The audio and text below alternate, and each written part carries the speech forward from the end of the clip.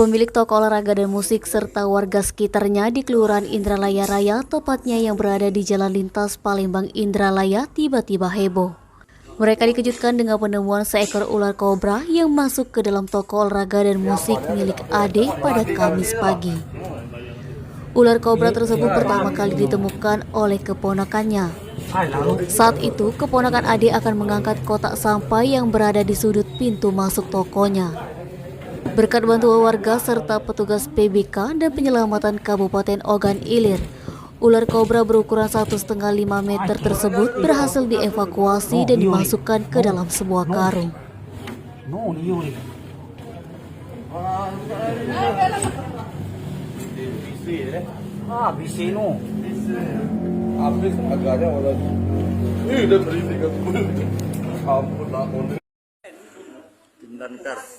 Pintamkan organ wir.